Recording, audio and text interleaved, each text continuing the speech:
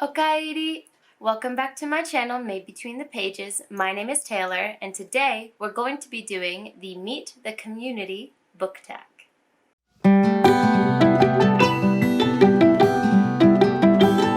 Now, I was tagged for this ages ago by Sophia over at Fantasy Book Addict. So I'm sorry it took me so long to get to this girl. Thank you for tagging me when you did. And let's just get started. The point of this tag is to share a little bit more personal information about yourself with the community.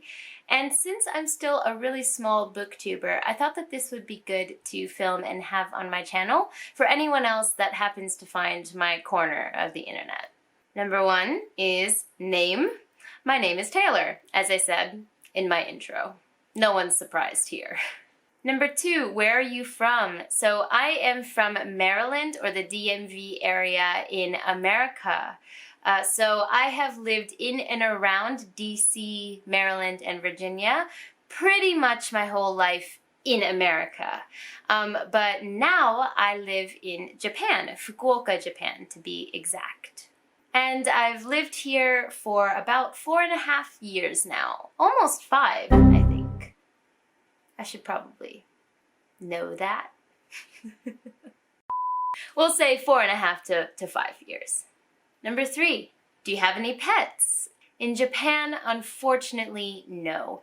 I live in an apartment, and in my building, you're not allowed to have pets. I think they don't even let you have goldfish, technically. I mean, no one's going to be checking on that. But I think that, it's pretty much all pets are not allowed, unfortunately. But I love animals, and I want a dog so bad. In America, though, I do have 2 dogs. They're my family dogs. They're 2 miniature schnauzers. They're brothers. One of them acts more like a cat than a dog, but the other one is pretty dog-like. Their names are Bo and Colonel, and we adopted them, I think it was just about a year before I went to Japan, so 5.5 to 6 years ago. And they're sweethearts, but I did leave for Japan shortly after we adopted them, so I would consider them more my parents' dogs than my dogs, but I still love them, and every time I return home I really enjoy getting all of the doggy cuddles. Number 4, most binge-worthy Netflix show. So I think I mentioned in another video that I did that I'm not a huge TV show person.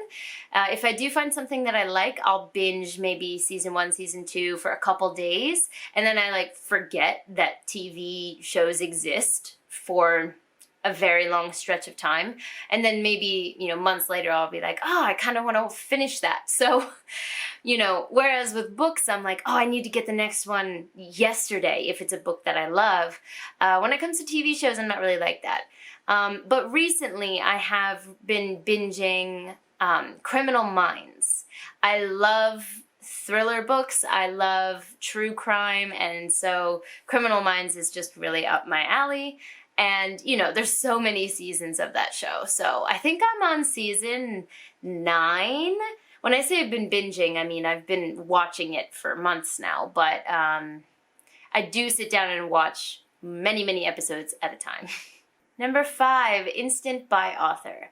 Now this question is really hard for me because I don't have any author where I'm like, I've read all of their work and I love all of it. Like even Brandon Sanderson, I've read all of his Cosmere works and Skyward and Starsight, but I'm just not really that interested in his non-Cosmere work, like what's it called?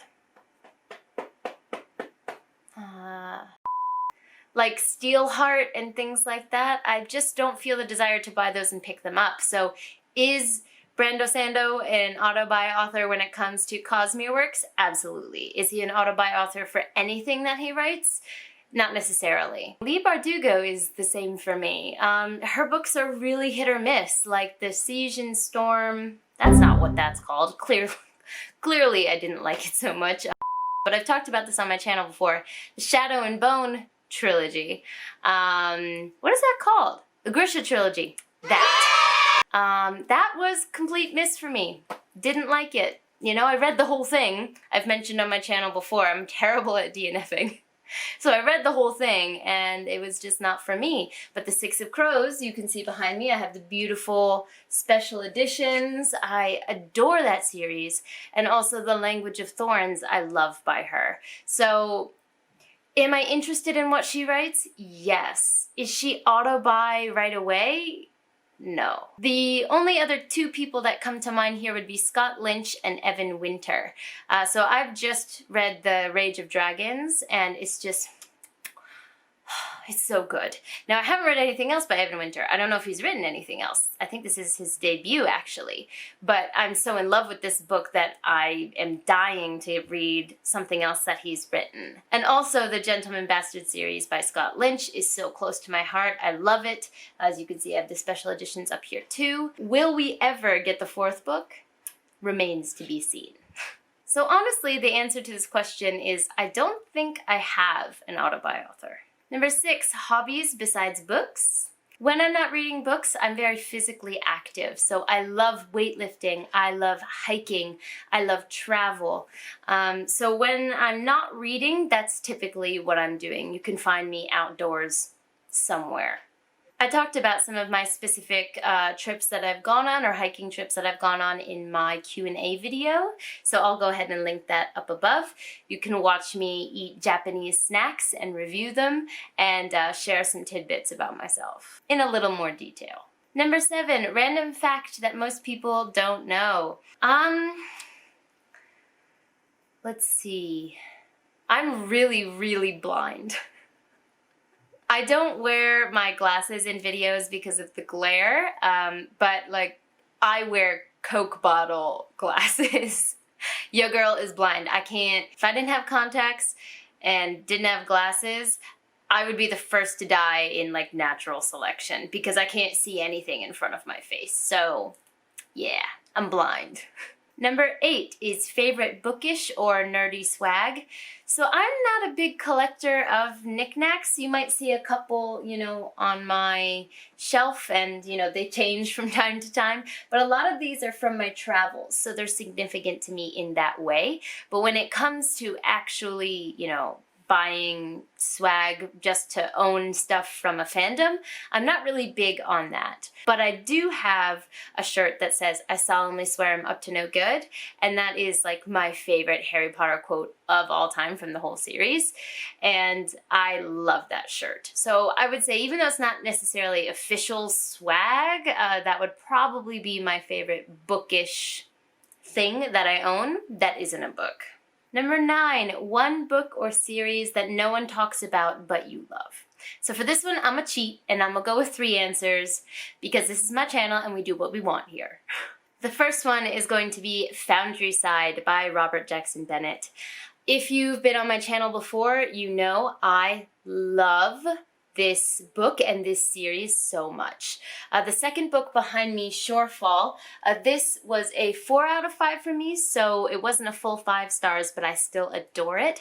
But this first book is 5 stars, 5 amazing, beautiful stars. I love this book, if you can't tell. I have seen it around on Booktube here and there, but I haven't seen it catch on like other adult high fantasy has, especially recently, and I just highly recommend that you pick this up. This is about a main character named Santia, and she is a thief. And she lives in a world where there is a magic system called scriving. And it's kind of like coding, like computer coding, but in a magical way. So you can write this special scriving language onto objects to make them believe that reality is different than what it is. So I've given this example many times on my channel, but you can scribe a wheel to make it think that it's going downhill, so it will move on its own, even without being pulled by something. You can also scribe something to think that it's hot, even without a heat source.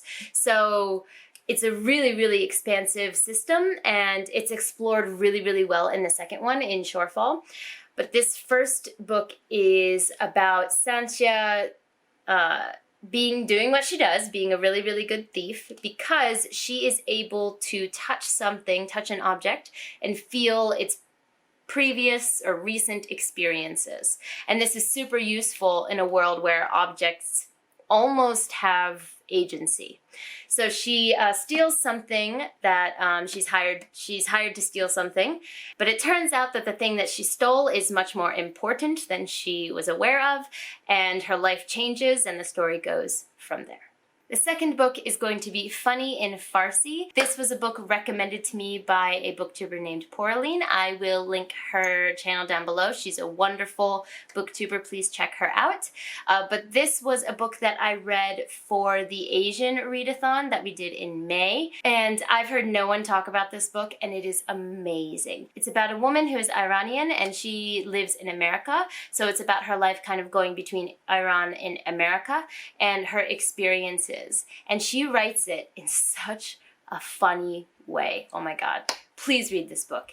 It's amazing. The last book is 1,000 Beginnings and Endings. This is again a book that I read for the Asian readathon. Now, if you've been watching my recent videos on my channel, you'll know that I've started a mythology series where I talk about Japanese mythology and yokai. And I love mythology, especially Asian mythology. And I think that it's not talked about enough, and it's not used enough in the books that we read. So this book right here is a short story collection of Asian mythology stories reimagined and rewritten by authors, by modern authors. And it's from all different Asian countries, not just East Asian. And there's a little blurb about the original mythological or folklore story in here, as well as the rewritten version. So it was highly enjoyable. I know some people don't like short story collections, but I would say that this one had a really good ratio of good stories to so-so stories. And it was really, really enjoyable to read. As you can see, I tabbed it.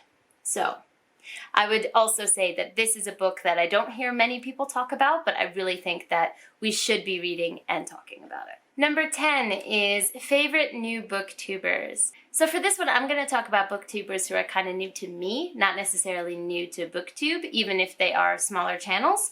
So one of the channels I'm going to talk about is Whiskey on My Kindle. Ray has really unique videos, and she never fails to make me laugh on her channel. Plus, I love whiskey, so it's meant to be. But if you haven't checked out her channel before, please do. I'm sure you're gonna laugh more than once while you're watching her. The second channel I'm going to talk about is Shade Tree Reads. Now, Deidre is someone that I've actually been watching for a while, but I think that she needs more hype about her channel because I really enjoy watching her reviews and her wrap-ups and her recommendations videos. She always has books I've never heard of before, and I love that about her channel. And she really reads outside of the normal sphere of what most people read on BookTube. So if you want some new reads, if you want some reads by diverse authors, please go check out her channel. She has amazing content. That concludes my Meet the Community book tag. Leave a comment down below if you share any of the same answers that I do, or if you've read any of the books that I raved about in this video. But for now, I'm gonna head out. Jane!